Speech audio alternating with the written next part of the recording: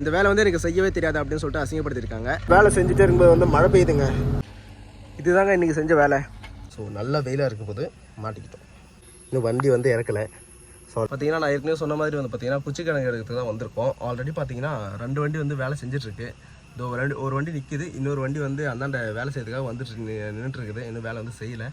So வந்து பார்த்தீங்கன்னா இன்றைக்கி நம்ம வண்டிக்கும் இங்கே தாங்க வேலை. ஸோ நல்ல வெயிலாக இருக்கும் போது மாட்டிக்கிட்டோம். பார்க்கலாம். இன்னும் வண்டி வந்து இறக்கலை. ஸோ ஆல்ரெடி வந்து எடுத்திருக்காங்க. அதே மாதிரி வேலை வந்து ஃபுல்லாக எடுக்கணுங்க. இந்த பாடம் ஃபுல்லாக இந்த வயல் ஃபுல்லாக எடுக்கணும். அதான் வேலை இன்றைக்கி. பார்க்கலாம். மதியானம் 2 மணி ஆகுதுங்க. இங்கே தான் வேலை. ஆல்ரெடி நம்ம வண்டி வந்து இங்கே செஞ்சிட்ருக்கோம்.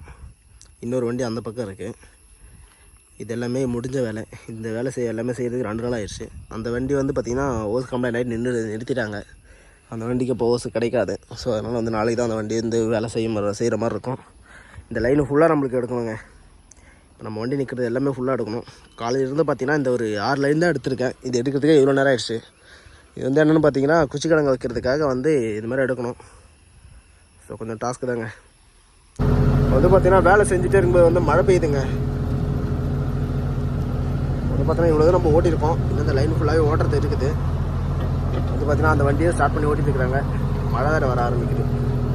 ஸோ மழை பெய்ச்சா அந்த வேலை செய்ய முடியாது. ஏன்னா சேராயிடும் அப்படின்னு சொல்லிட்டு செய்ய முடியாது. இதுதாங்க இன்றைக்கி செஞ்ச வேலை. இந்த வேலை வந்து ஆல்ரெடி இங்கே ஒரு வண்டி ஓடிட்டுருக்கு, பின்னாடி இன்னொரு வண்டி ஓடிட்டுருக்கு. நம்ம வண்டி வந்து நிறுத்தியாச்சு. 6 மணி ஆச்சு. ஸோ வந்து வேலை வந்து நிறுத்தியாச்சு. இதுதாங்க குச்சிக்கிழங்கு கெடுக்கிறதுக்கான மண் கூட்டி விட்டு போகிறது.